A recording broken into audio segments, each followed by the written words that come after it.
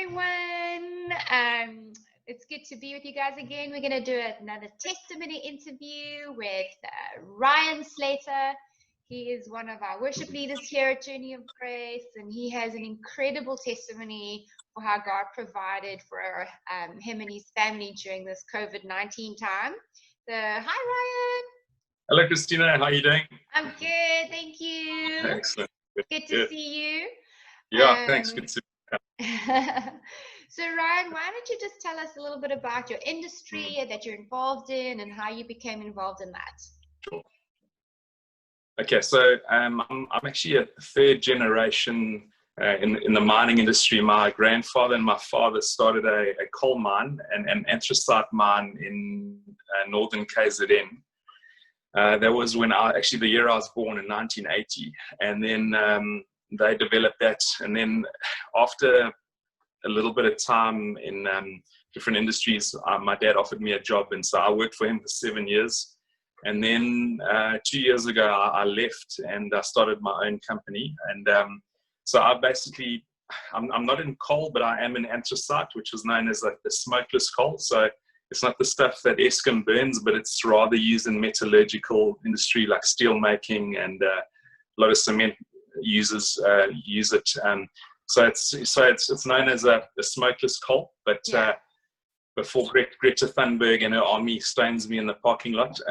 So yeah, anyway, so that's what I'm involved in, and that's really where I make 95% of my my money. And yeah, so this is thankfully a nice cold winter. So I'm selling a lot of that stuff into the Eastern Cape, one of the areas where there's not a lot of Eskom electricity, and people use it in their fireplaces and that to keep warm, because it really gets freezing in the Eastern Cape. So anyway, that's what I'm involved in, and I export it as well. I've got a client in Madagascar, and he's like an anchor client. So anyway, that's how I got into this industry. Yeah. That's amazing. Yeah. And so how did you find? What has your journey been like during this, COVID-19 time, within that industry?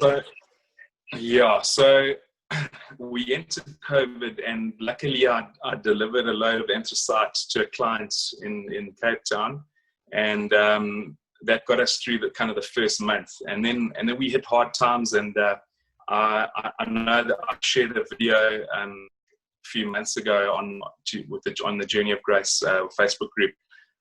Really what happened is I basically, everything was bouncing. All my debit orders were bouncing.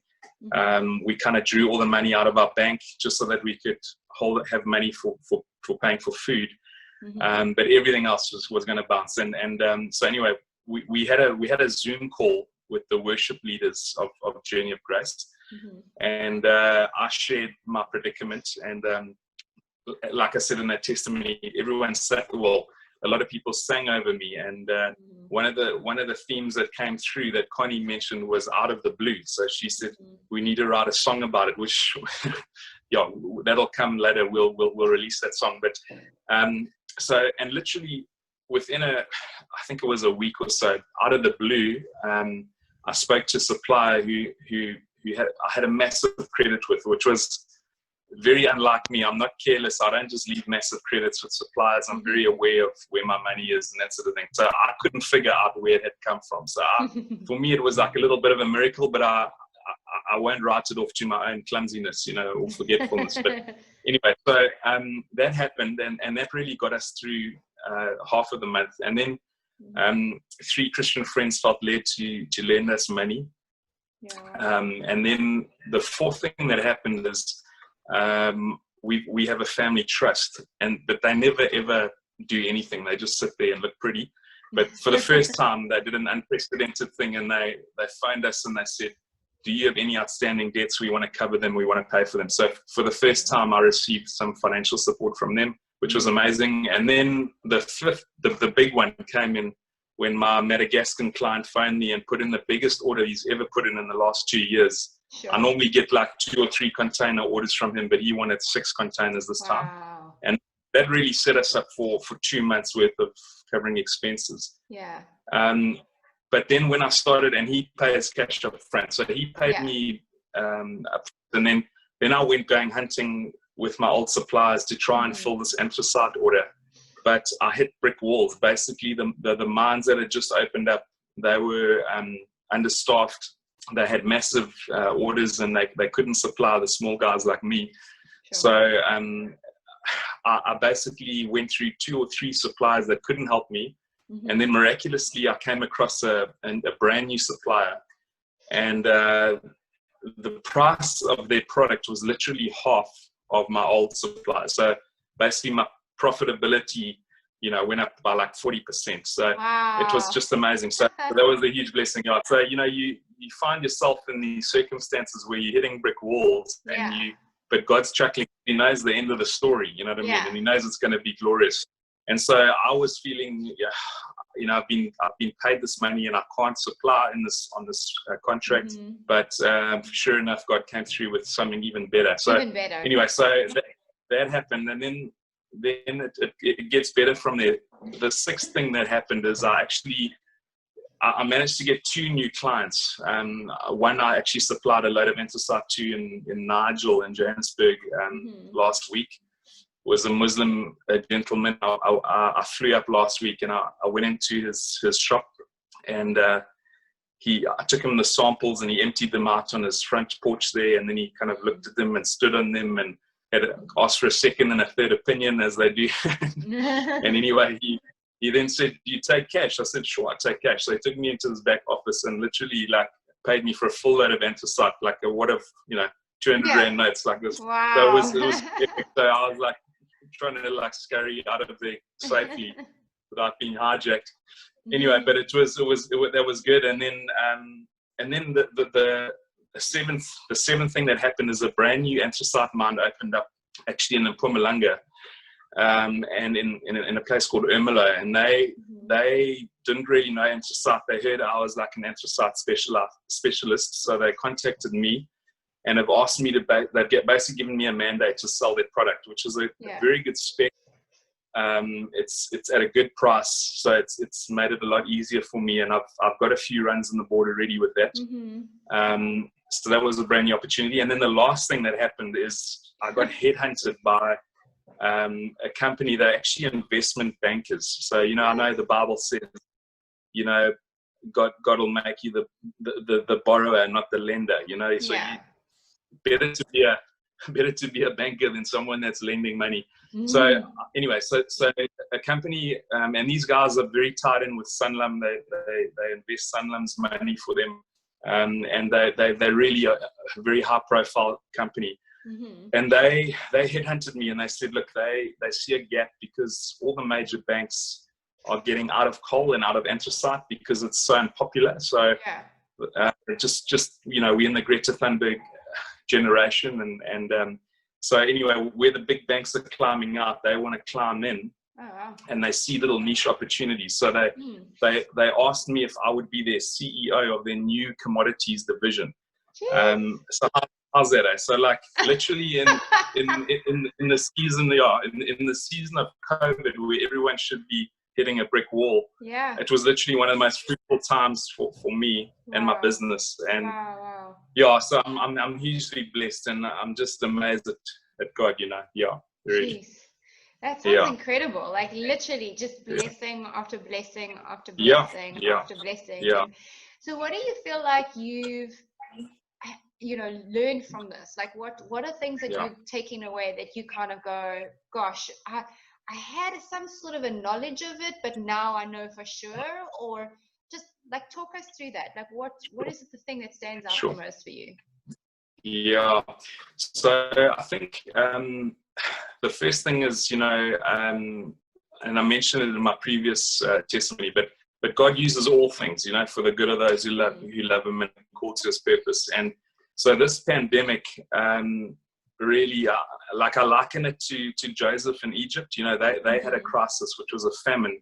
But literally in that time, Joseph, his wisdom and his character, basically saved a nation. You know what I'm saying? I'm not saying I'm in that league, but I'm just saying that there was in the crisis came a promotion for Joseph. Yes. And I think for me, I really believe that, and I also feel like a lot of prophetic people have said this is the time of the great wealth transfer. You know what I'm saying? Where it'll go from the wicked to the righteous, and really that's something I pray that my, you know, that we'll see that I can steal from, like be a good Robin Hood, you know, steal from the rich and give to the kingdom. Come on. Anyway, but that is the first thing. And I think another thing that is not necessarily that, you know, my wife and I, we interested in how can I say, I don't want to get into controversy theories, but we're interested in the powers and the principalities and the things that are really ruling the world in a sense, in terms of legislation and where we're headed. But I think that can be really a rabbit hole, you know, and it's really a challenge not to get sucked in deep to that, because the next thing you start despairing and you start living in fear and, you know, it's the end of the world, and you start holding on for the Antichrist and for Jesus to come again and that sort of thing, which will happen, and I'm aware of that. But I think the whole thing is, you know, the Bible says be wise about what is good and innocent about what is evil. And it also, I remember Steve in his message to us on one Sunday morning, he said, you know, you think on heavenly things, and that is really and not on earthly things. And I think that's really a challenge. And so at the end of the day, I don't want to be an ostrich with my head in the sand, pretending like it's not there. But I think, like, you know, like David, he stood before Goliath. He heard the blasphemy, and he saw his enemy clearly. But he wasn't intimidated. You know, instead he had a righteous indignation, and he rose up in faith. And so he didn't bow in fear, but in faith he basically confronted Goliath, ran towards him, and basically slaughtered him. So, you know, that is really for me the challenge in this time, is not to believe the lies of the enemy. You know, we're going to take you out. You're going to be a casualty of this crisis, and you know, you're going to be bankrupt. You're going to be, you know, all that sort of thing. And I think, so just staying in a place of faith. And I must say, I took this time being homebound to really get into music, and that was a great thing, is writing songs and just being in the Lord's presence. And I can see, I mean, it really yields dividends, you know what I mean? Just staying in the presence of the Lord, you find your heart's at rest. You're in a place of faith, and you're not bowing to the fear and consuming everything that social media throws at you, which is 99% negative, you know? Exactly. So I think that's really what I've experienced of the Lord, is just trying to stay in a place of peace and rest. And really, you know, he will take care of everything, you know. He does. That's amazing. Thank you for sharing. And looking forward to hearing the new songs that are coming out. Yes, thank you. You know, from that Zoom call, when Connie said Out of the Blue, she also spoke about, she said Miracle Nation. And so those two phrases we took and written a song about it. But anyway, it's in the pipeline. So I'm just giving it a shout out. A bit of advertising. Work in progress. So it's going to be epic. It's I think a good journey song that we'll sing together. Come on, when we get back. Amen. Can't wait. Okay, Ryan. Thanks for joining us. All right. Yes, thanks so much. Thanks. Okay, All right, bye. cheers. Bye.